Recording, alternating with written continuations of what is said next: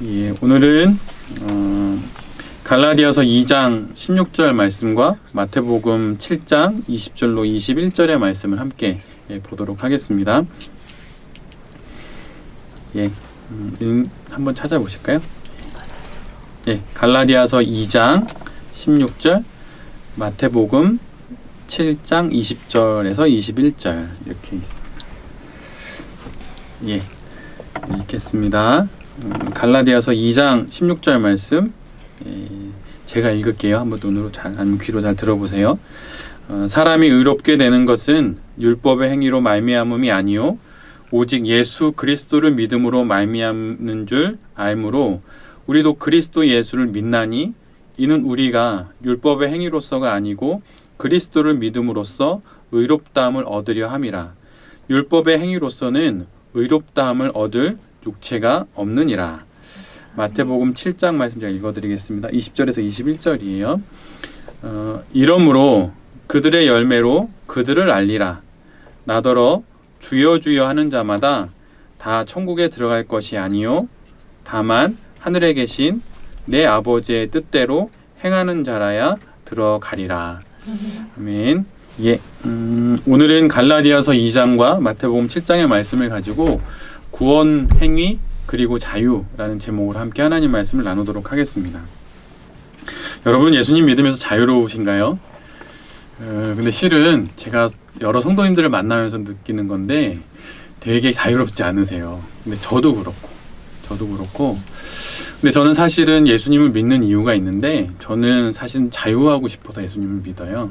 왜냐하면 저희 유년 시절, 저희 청소년 시절은 자유하지 못했었어요. 저는 근데 그게 너무 교회를 다녔음에도 불구하고 그것이 너무 힘들었어요. 왜 내가 신앙이 있고 내가 뭐 학교에서 중고등부 뭐 그다음에 대학교 심지어는 이제 전도사가 되고 목사가 되는 여정 속에서 가장 큰 고민 중에 하나였던 왜 나는 자유하지 못하나 이거에 대한 큰 고민들이 많았어요.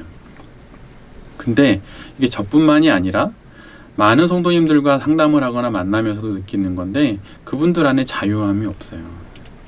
아주 강박적인 게 되게 많아요. 그리고 그것이 잘 해소되지를 않아요. 그래서 그게 너무 심해지면 아예 그냥 신앙을 버리는 경우도 있고 아니면 이단에 빠지는 경우도 있죠. 근데 신앙은 결코 우리에게 자유를 더 많이 허용하지 우리를 옥죄거나 우리를 답답하게 만들진 않아요. 결코. 그런데 왜 우리는 신앙을 가지면 가질수록 왜 자유를 많이 느끼지 못하는 것일까요? 그 이유는 우리가 구원에 대해서 잘 이해하지 못하기 때문이에요. 그리고 그 구원과 더불어서 행위라고 하는 것에 대한 관계를 잘 이해하지 못하니까 되게 강박적으로 흘러가게 되는 거죠. 우리는 보통 구원을 받기 위해서는 믿음이 필요하다고 이야기를 합니다. 그건 맞는 이야기이죠. 우리는 오직 믿음으로만 구원을 받을 수 있어요. 그런데 그 믿음으로 구원받는다는 그 얘기를 하기 위해서는 그 앞에 이야기를 좀 해야 되는데 그것은 무엇이냐면 우리가 죄에 빠져 있다는 거예요. 근데 사실 제가 여러 청년들하고도 이야기를 해보면 이 교리를 잘 몰라요. 그래서 말하는 신앙에 관련된 이야기들이 되게 공허해요. 근데 우리 여기 앉아 계신 우리 모든 지체들은 이 교리를 잘 알았으면 좋겠어요. 우리 모두는 죄인이라고 합니다. 그래서 우리가 죽음이라는 질병에 걸렸죠. 그리고 그 질병으로 인하여서 우리 가운데 나타난 현상들이 있는데 그게 이제 증상인데 그 병에 의한 병증이라고 볼 수 있는데 그것이 무엇이냐면 죄악이에요. 그러니까 우리에게 죄라는 병원군이 들어와서 우리 안에 죽음이라는 질병이 생겼고 그것을 통하여서 악이라고 하는 어떤 증상들이 나타나게 된 거죠. 근데 이것을 우리가 해결할 수가 없는 거예요. 아이들하고 이야기하다 보면 아이들이 이 교리를 받아들이기 되게 어려워해요. 왜 내가 죄인이야? 이런 거죠. 근데 아이들의 그 질문은 타당해요. 네. 어른들의 고상한 질문보다도 아이들의 그 질문이 더 아주 심플하고 아주 정확하게 우리가 믿고 있는 신앙을 그대로 액면을 그대로 드러내주죠. 그거를 설명하면서 아이들에게 죽음에 대한 이야기도 하고 그렇게 되는 거예요. 우리는 왜 죽을까? 우리는 어디서 왔지? 우리 죽으면 어디로 가지? 이런 이야기를 하는 거죠. 근데 우리는 성인들이라는 거죠. 그럼 성인인 우리들에게 있어서 우리가 죄인이라고 하는 것은 교회의 오랜 생활 속에서 이미 알았고, 죽음이라는 질병을 걸려서 그걸 통해서 악이라는 증상들이 나타나고 있어요. 근데 이것을 해결하기 위해서 우리 가운데 들어왔던 것이 율법이라고 하는 거죠. 근데 그 율법을 가지고 이 악이라고 하는, 죄악이라고 하는 어떤 증상들과 사망이라고 하는 그 질병을 해결하려고 했지만 그 율법을 다 지켜낼 수가 없는 거죠. 우리의 행위로. 그래서 나중에 이것이 어떻게 되냐면 율법주의로 흘러가게 되는 거죠. 그래서 우리가 죄라고 하는 것을 해결하기 위해서 율법을 가지고 들어왔지만 그 율법으로 해결하지 못함을 우리가 경험하게 되는 거예요. 그러면서 더 이상 행위로는 안 되겠다라는 것을 알게 되고 2000년 전에 이 땅에 예수님께서 오시죠. 그래서 그분을 믿음을 통하여서 우리는 죄로부터 해방된다는 것들을 우리가 교리적으로 알게 되는 거죠. 그런데 중요한 것은 무엇이냐면 우리가 이렇게 예수님을 믿음으로, 그냥 믿음으로 우리가 구원을 받았는데, 그러면 행위는, 우리의 행동들은 어떻게 해야 되느냐가 문제인 거예요. 무엇인가 행동한다는 것은 그것에 생명이 있다는 증거거든요. 우리 모두는 생명이 있기 때문에 움직여야 하고 행위가 있어야 하죠. 그러면 우리가 믿음으로 그냥 마음으로 탁 믿고 영혼으로 탁 믿고 구원을 받았어. 그럼 우리의 행위는 어떻게 해결해야 될까요? 그 부분에 대해서는 우리가 좀 명확한 이해를 가질 필요가 있어요. 구원과 행위를 보통 우리는 구원을 얻기 위해서는 행위라는 그 원인이 구원이라는 결과를 가져올 수 없다라고 이해를 합니다. 그게 맞는 이야기죠. 그래서 이 인과관계, 행위가 원인이 되어서 구원이라는 결과를 만들어낼 수 없다라는 그 이야기 속에서 구원과 행위는 인과관계가 없다고 이해를 하죠. 그건 맞는 이야기예요. 그런데 중요한 것은 구원과 행위가 인과관계가 없다고 해서 구원과 행위가 아무런 관계가 없는 것은 아니에요. 바로 이 부분이 우리에게 있어서 매우 중요하죠. 제가 몇 번 말씀드렸지만 저는 언제나 삶에서 더 좋은 선택을 할 수 있는 기회들이 항상 있었어요. 제가 지금까지 살아왔던 방향보다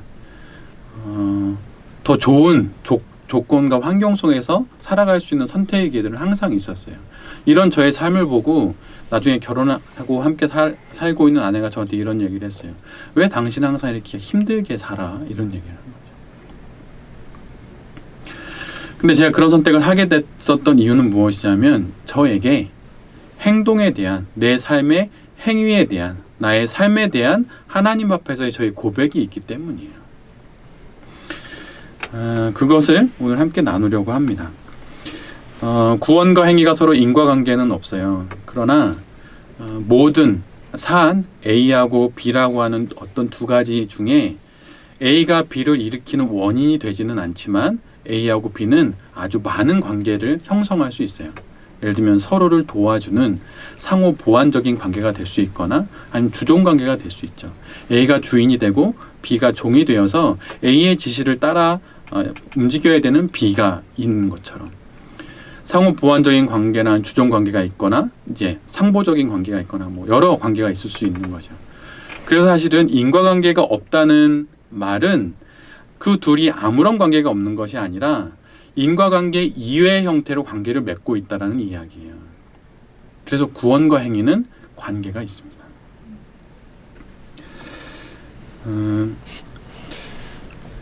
따라서 구원과 행위 이 두 사안들은 인과관계는 없지만 아무런 관계가 서로 없는 것은 아니에요. 이것을 행위와 구원 사이에 적용하면, 좀 더 구체적으로 적용하면 이런 문구로 정리할 수 있어요. 한번 잘 기억해 두시면 좋을 것 같아요. 행위가 구원의 원인이 되는 인과관계는 없지만 행위와 구원은 서로 관계가 있다. 행위와 구원은 무관하지 않습니다. 여러분, 행위와 구원은 무관하지 않아요. 그러면 이 행위와 구원은 우리가 어떻게 이해를 해야 할까요? 그런데 이것을 어떻게 이해하는지에 대해서 우리가 말하기 이전에 행위와 구원이 무관하다는 그런 이해들이 우리의 삶 속에서 어떤 식으로 정리가 되어 있는지를 한번 잠깐 봤으면 좋겠어요. 행위와 구원이 서로 무관하다, 아무런 관계가 없다라는 이런 오해들 때문에 행위 없는 신앙을 우리의 행위 없는 신앙을 변호하는 것으로 이것이 바뀌었죠. 저는 제가 만약 천국에 가면 저는 사도 바울보다 좀 못한 취급을 받아도 좀 괜찮다고 생각이 들어요. 왜냐하면 그가 살았던 삶과 내가 살아온 삶은 하늘과 땅 차이이기 때문이에요. 저는 결코 아직 이후로 어떻게 될지 모르겠지만 주님을 위해서 순교하지는 않았거든요. 아직까지. 그런데 순교했던 사도 바울과 그렇게 살지 못했던 제가 하나님 앞에서 같은 대접을 받는 건 좀 온당치 않다고 생각이 들어요. 그래서 우리의 행위 없는 신앙, 그것을 변호하기 위한 구원과 행위가 무관하다는 이야기들은 이제 우리가 버릴 필요가 있습니다. 사실은 행위가 구원과 상관없다고 말하는 것은 우리에게 매우 편해요. 유익해요. 왜냐하면 이미 구원은 받았고 행위와 구원은 아무런 관계가 없으니까, 예를 들면 우리는 이미 합격을 했으니 그냥 놀기만 하면 되는 거죠. 그런데 그게 아니라는 거예요. 이런 이야기를 하는 것이 바로 구원파예요. 구원파는 지난주 설교에서 말했던 칭의와 성화를 예수님을 믿으면 동시에 그냥 다 완성된다고 생각을 해요. 그런데 성경을 자세히 읽어보면 성경 안에는 구원에 관련된 3가지 시제가 나와요. 이미 과거에 구원을 받았고 지금 구원을 받고 있으며 앞으로 구원을 받을 것이다. 성경 안에 이 3개가 정확히 다 나와요. 근데 더 많은 부분을 설명하고 있는 구원의 시제는 미래에 있어요. 이 말이 무엇이냐면 이미 우리는 구원받은 건 확실해요. 사실이에요. 지금 우리 죽어도 다 천국에 가요. 그런데 중요한 건 우리의 구원의 여정 가운데 과정들이 있어야 한다는 거예요.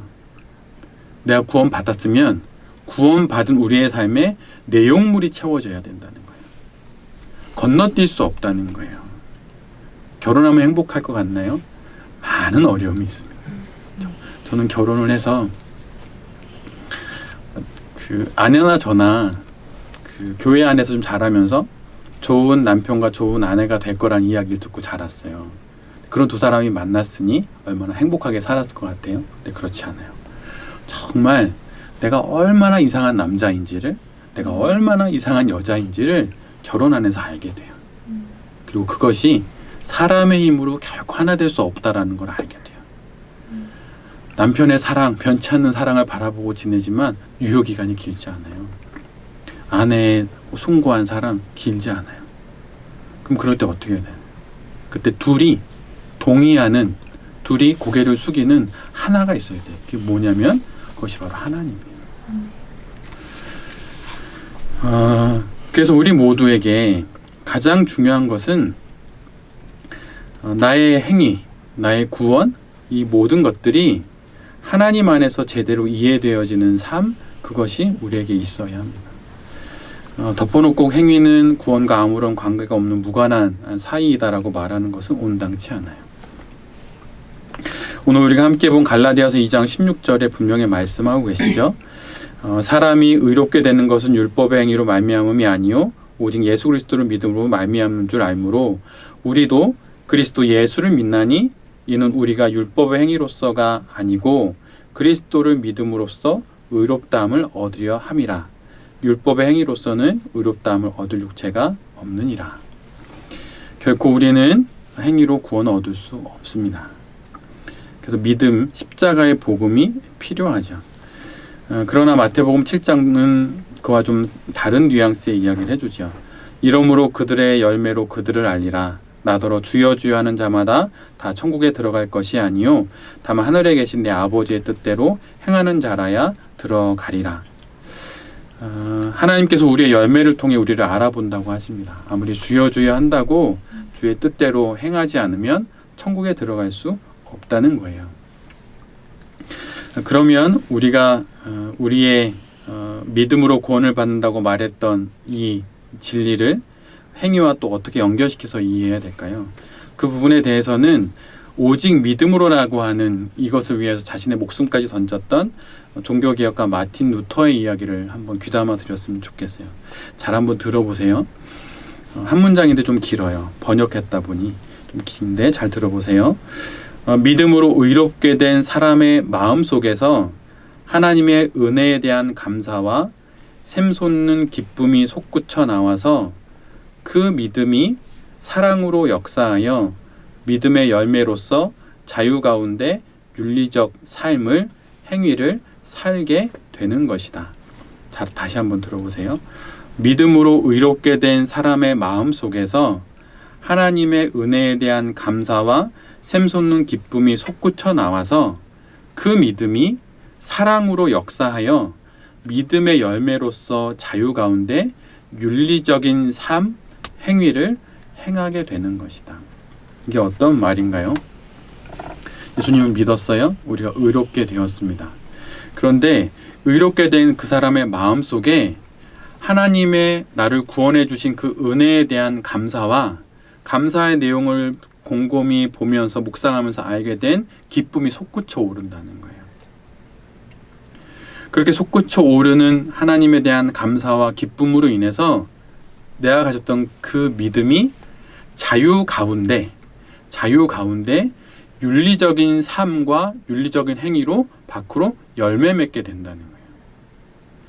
제가 읽었던 여러 가지 믿음과 행위에 대한 설명 중에 저는 이게 가장 마음에 와 닿았어요. 다시 한번 잘 들어보세요. 우리가 믿음으로 의롭게 되었습니다. 믿음으로 구원을 받았어요. 그러면 믿음으로 구원을 받은 그 사람의 마음 속에 하나님의 구원해 주신 그 은혜에 대한 감사와 기쁨이 솟구쳐 올라요.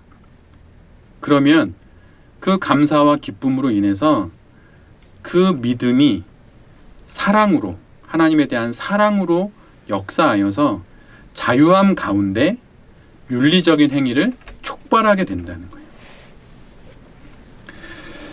거예요. 오직 믿음으로라고 하는 이 진리를 위해 목숨을 던졌던 마틴 루터가 행위를 강조하고 있어요. 그래서 우리가 우리의 삶 가운데 구원받은 사람으로서 세상이 말하는 높은 자리가 아니라 낮은 자리로 갈 때 그것이 하나님을 더 잘 섬기는 길일 수 있는 거예요. 돈 많이 주는 곳이 아니라 하나님의 뜻이 더 잘 구현되는 곳으로 가는 그 행위가 하나님께서 기뻐하는 행위가 될 수 있는 거예요. 우리 교회 같은 작은 교회에서 우리 교회를 섬기고 하는 이 일이 기뻐하는 일이 될 수 있어요. 저를 청빙해 주셨던 교회를 가지 않고 돌베 교회에 온 저의 작은 선택이 하나님에게 조금이라도 기쁨이 될 수 있다고 저는 믿어요.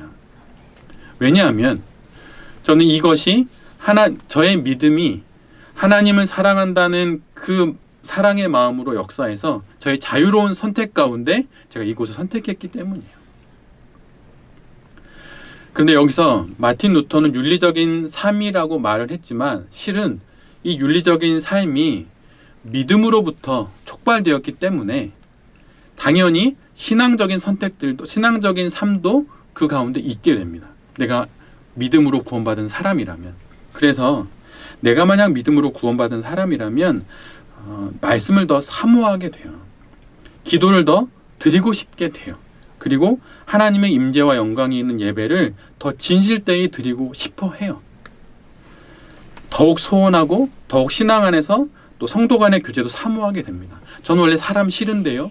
저는 사람 만난 거 별론데요. 이러더라도 하나님의 그 은혜 안에서의 하나님의 그 사랑을 깊게 느끼면 교제하고 싶어져요.